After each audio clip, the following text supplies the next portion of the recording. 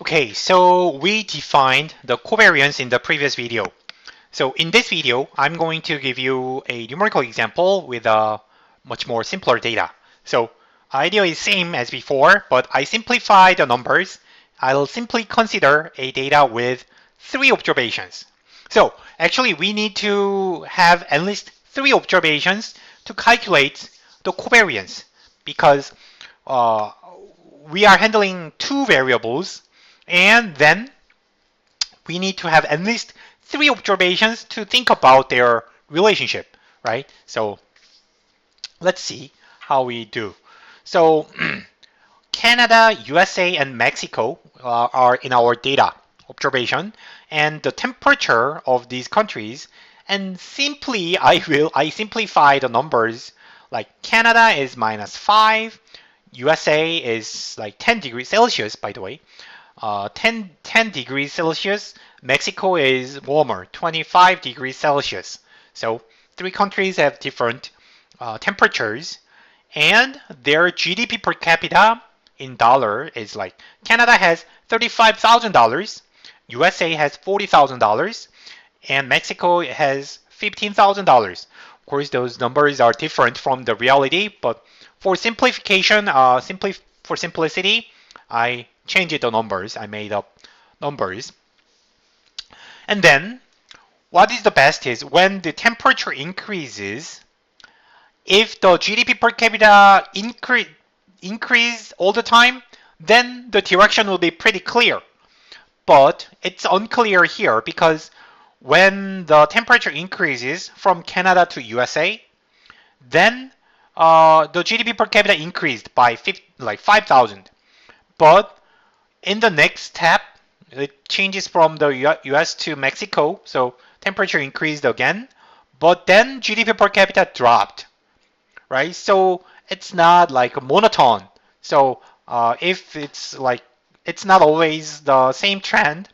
So we need to quantify, we need to check the covariance to clearly see the trend, the direction, right? So we are going to calculate the covariance. Let's calculate the covariance. The first thing you need to do is to calculate the mean, because you are going to calculate the deviations, and to define the deviations, you need to subtract the averages of each variable. So you calculate the averages for the temperature and average for the GDP per capita, right? The average of 3 variables. So it is pretty three observations. So it's pretty simple. So if you take average of these 3 numbers, it is 10, and if you take average of these 3 numbers, you get 30,000. So pretty simple step. And in the second step, you will subtract those averages from the respective observations. Like X, you observe 3 temperatures, and then subtract the average temperature, which is 10. So -5 minus 10 becomes the deviation of temperature in Canada. So Canada's temperature is 15 degrees below the average, right? US is exactly at the average, and Mexico 25 minus 10 is 15, which means Mexico is 15 degrees warmer than the average temperature, okay? Average of 3 countries. And you do the same thing for the GDP per capita, right? So Canada, the average GDP per capita of 3 countries is 30,000. So Canada is 5,000 above the average GDP, and US is 10,000 above, and the Mexico is 15,000 below the average GDP per capita. Okay, so because we have 3 observations and 2 variables, we have 3 deviations for each variable. Like so, in total, we have 3 pairs of deviations, right? And then you multiply 2 deviations for each observation for each country, right?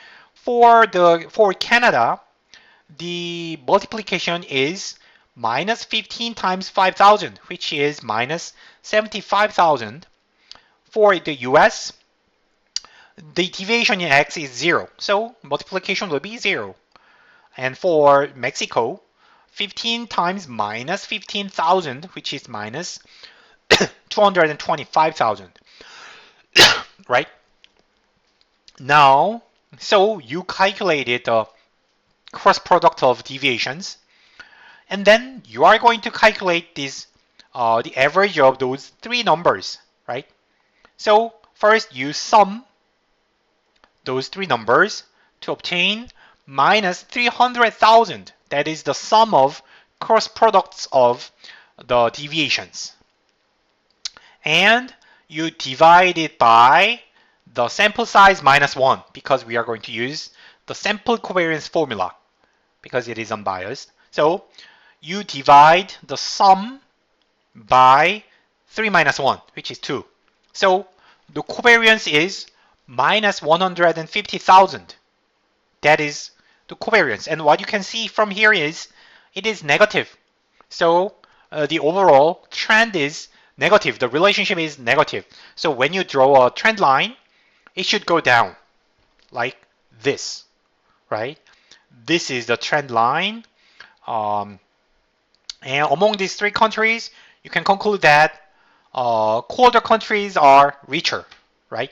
Colder countries have a tendency to have higher GDP per capita. Of course, the numbers are made up and it's too simple. There are only three countries, so it's like not a desirable analysis. But as an example, you can do something like this.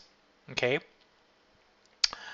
So now, the problem of the previous analysis is that numbers are too large, and mainly because the GDP per capita is measured in dollars, so it becomes like several $1,000s, which is not desirable. So I will convert the data. First, I will change the temperature into Fahrenheit. Previous data were in Celsius, but let's change it to Fahrenheit. Then you get these numbers. So, right, it's like you know how to change Celsius into Fahrenheit. And I will measure GDP per capita in $1,000. Simply, I will drop 3 zeros, right? Instead of 35,000, I will just write it as 35. So the data are kind of simplified. Now it is your turn to compute the covariance. Try to compute the covariance between those two new variables, new transformed variables. And you use the sample covariance formula instead of population covariance. Okay. Try to make a table similar to this and calculate the formula in this way. Okay. Okay, so pause the video if you need more time. And let's see. The first step is to calculate the averages. But that is pretty simple. You calculate the average of three numbers. And I already actually calculated those numbers. And then in the second step, you calculate the deviations for the temperature and for the GDP per capita. And in the third step, you multiply them. Then you will get three cross products of deviations, right? And in the last step, calculate the average. But because we are using the sample covariance formula, when you calculate the average of three numbers, you have to use n-1 in the denominator. So that's how you calculate the covariance, okay? Let's do that. So deviations, like actually bar is not clearly seen here, but there is a bar here. So calculate deviations for the temperature variable, and these are the deviations for the GDP per capita. Okay, and that's the second step. And the multiplication, multiply them, pairwise multiplication, and you get these numbers. And calculate the average of these three numbers with n-1 in the denominator. So sum those numbers, you get minus 540 and divide it by 2. Then the new covariance is minus 270. right? So I just changed it, the measures like Celsius into Fahrenheit and dollars to $1,000, and then you get a new covariance. But what you need to see here is it is still negative, right? So still the negative relationship does not change. They should not change because basically we are using the same data. I just changed the units. That's the only thing I did. Basically, we are using the same data, so the nature of the data, nature of the relationship between those two variables do not change, right? So we get still a negative sign, but the magnitude is now different, okay? So we can think about what happened in the transformation. So that is a property of covariance. So let's think about the transformation we just did. So X is temperature in Celsius and W is the temperature in Fahrenheit. The relationship can be written in this way. So 32 degrees plus Celsius times 1.8, like 9/5. That's Fahrenheit, right? And Z is the GDP per capita in $1,000. So I dropped 3 zeros. So it's like Y divided by 1,000 to delete 3 zeros, okay? So this is the transformation I did in the previous slides. And then we can compare two different covariances. How can we relate those relationship to the covariances? So the original covariance was minus 150,000, but the new covariance is minus 270. The answer is this new covariance is coming from those multiplied numbers, right? So like the original covariance minus 150,000 times 1.8 times 1/1000. So you multiply those two multiplied constants. Then you get the new covariance, right? This is a simple property of the covariance. Multiplied coefficients are preserved. You keep multiplying those covariance. But if you add 32, it does not affect, right? Because adding or subtracting only moves like it's just parallel shift, so it does not change the direction, right? It's not about like changing the directions or slope, but multiplication affects the slope because it may expand or shrink the data, so it will affect the slope, how steep or how flat. So only multiplication matters in covariance. And you remember, we have done something similar in earlier chapters, right? It's basically a linear transformation of random variables. And in general, if you transform x and y into w and z using two linear transformations, then we have a new covariance depending only on the multiplied constants, right? So original covariance times two multiplications.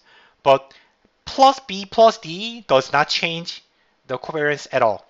This is a very similar property to the variance. If you remember what we did in the variance chapter, so exactly this is the same idea why addition does not affect the shape, the deviation of the variables. Okay. But the problem is, okay, so then, okay, we learned how covariance changes when you change the measurement unit.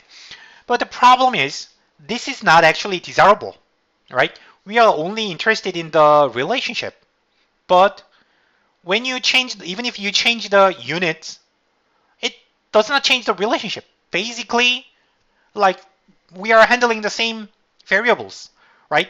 So no matter what you like, even if you measure it in Fahrenheit or Celsius, it's just a matter of measurement. but not about the underlying basic fundamental relationship.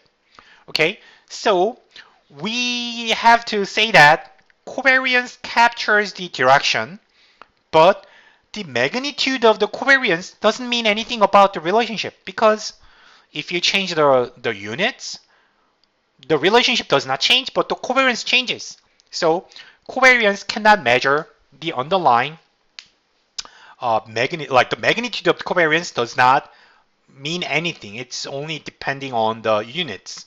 So we would like to modify the covariance to that is not that does not change when you change the units, like so that it captures the essential relationship. That is the correlation coefficient. The idea is simple. We are going to standardize the deviations so that it's unit free, right? So the covariance depends on the deviations. But if you multiply 1000, then the deviations are multiplied by 1000, which is not desirable, right? So we are going to standardize the deviations by their standard deviations. Okay, so we have done this kind of standardization many times to standardize our variables. So we are applying the same idea here. The correlation coefficient will be defined in this way. So basically, so it's a cross product of standardized deviations, not just deviations. So earlier, covariance was defined without standard deviations, but now we use standard deviations in the denominator, right? So you can factor them out. Standard deviations can be factored out, and then this much, the numerator makes up the covariance, and you just simply standardize the covariance by two standard deviations. That is the correlation coefficient. We usually denote this way. This is the correlation coefficient of variable x and y, right? And then as a result of the standardization, correlation coefficient always lies between minus and plus 1, plus minus 1. So if it is 0, then there is no correlation. If it's 1, that is a perfect correlation. And if it's minus 1, that is a perfect negative correlation.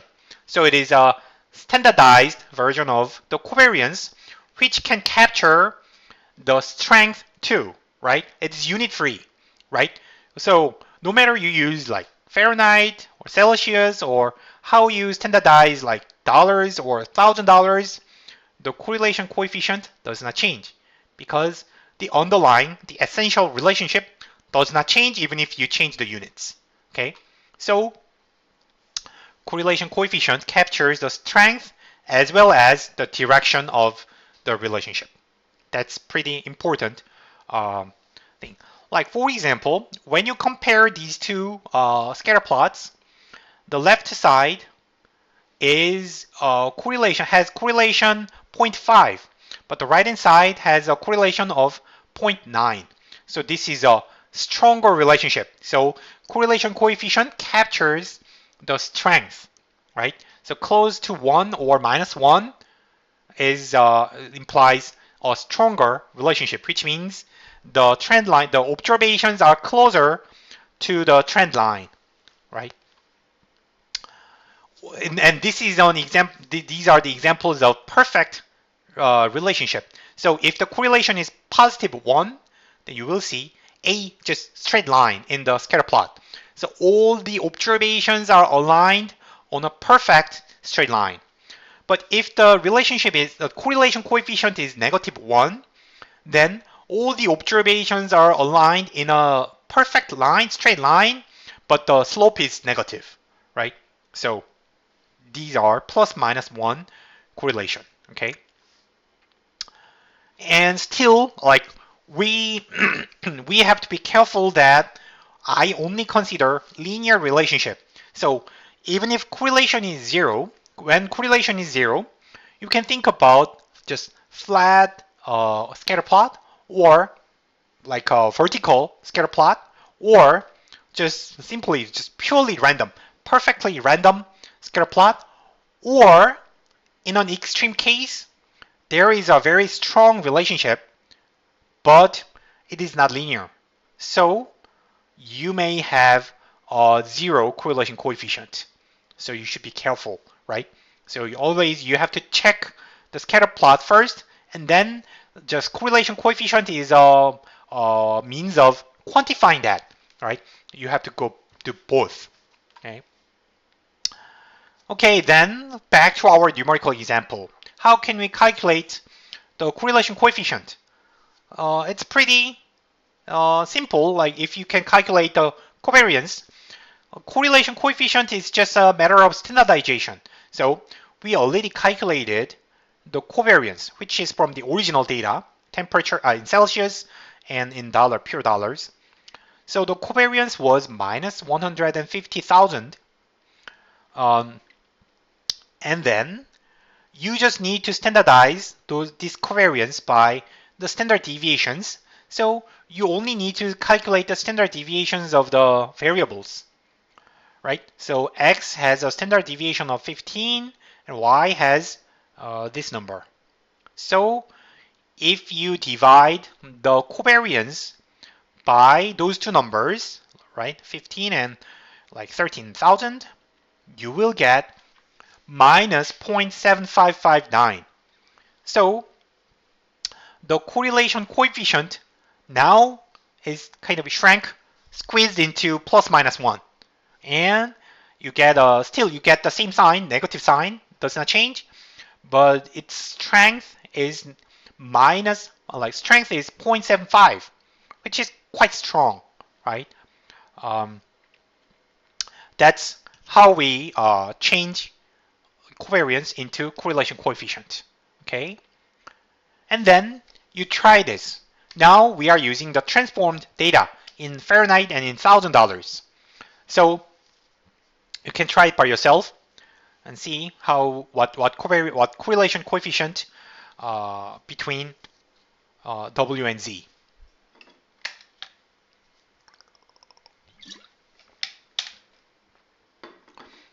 Okay, so the answer is A. You do not need to do any algebra because, as I said, the transformations, the linear transformations do not change the correlation coefficient. So W and Z are linear transformations of x and y. So if x and y has a correlation coefficient of minus 0.7559, then W and Z must have the same correlation coefficient because the correlation coefficient does not depend on the variable's units, right? So A is the answer. But if you wanted to calculate, you can calculate the standard deviations and see if that's really true. So if you calculate standard deviation of W, then you may use this linear transformation formula. It's pretty simple, right? Or you can directly calculate standard deviation from three numbers. Anyhow, it will be 27. And standard deviation of Z is 13.229. So standard, and also we already calculated the covariance between W and Z. That was minus 270. So plug in those numbers, and then you will also get the same correlation coefficient. Then we can conclude that the correlation coefficient does not change when you do linear transformation, and the sign sign signifies the direction, and the absolute value shows the strength. So correlation coefficient can answer both of our questions about the direction and the strength. Okay, so then this is how you calculate with by hand when you have raw data. Excel has, of course, the formula. Let's go back to our original data, right? So let me this is our scatter plot. I will delete that. We have 183 countries and their temperature and GDP per capita, I am going to calculate covariance with like population formula and covariance sample, right? Because the formulas are different. You may go to formulas tab and search here, covariance. Let's search. There are three formulas. One is obsolete. So covariance.p or covariance.s. You know what they are. Covariance.p is the population formula. So let's use this. And then the first array is the first variable, which is the temperature, and the second variable is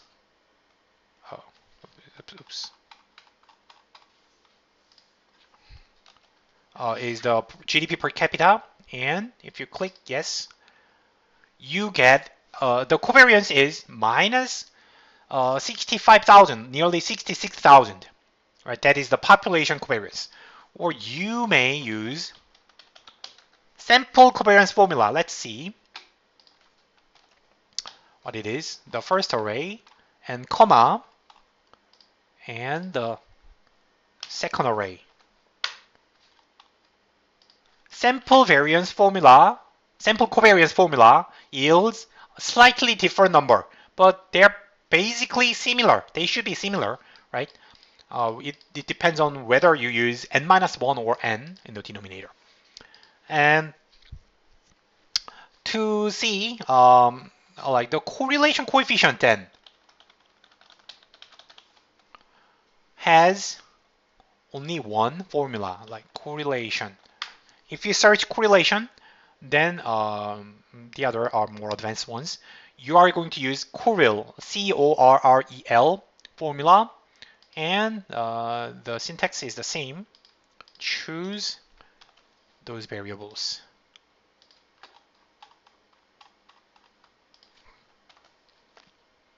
Then you get a correlation of minus 0.3.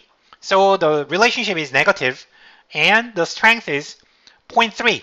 It's not that strong, right? So temperature is not much related to GDP per capita. Okay. By the way, then you may ask why correlation coefficient does not depend on the formula, sample or population formula. That's because when you use population covariance formula, you have to use population standard deviations, right? So I'm going to calculate standard deviation of x, standard deviation of y, like using population and sample formulas, right? So let's see.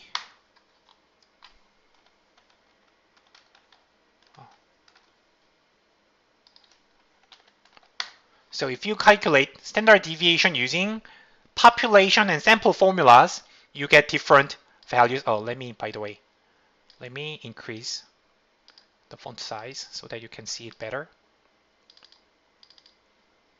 Right. So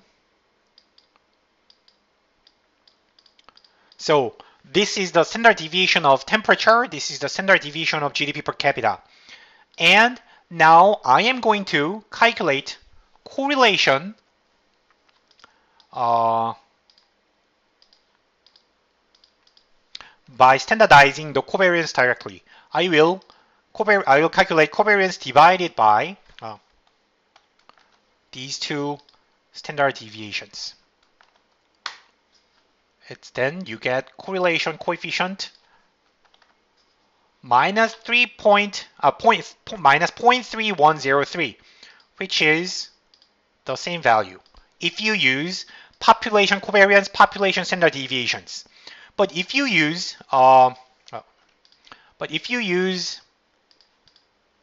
sample formula, let's see, covariance divided by sample standard deviations, it has the same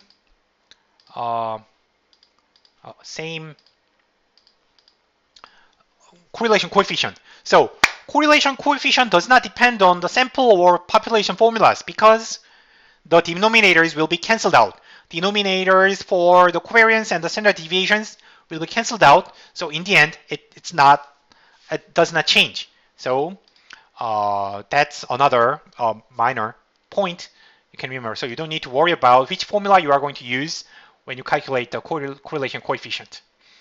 Okay, thank you for watching. In the next video, I will bring another empirical example, and we'll keep talking about the correlation coefficient and covariance. See you later.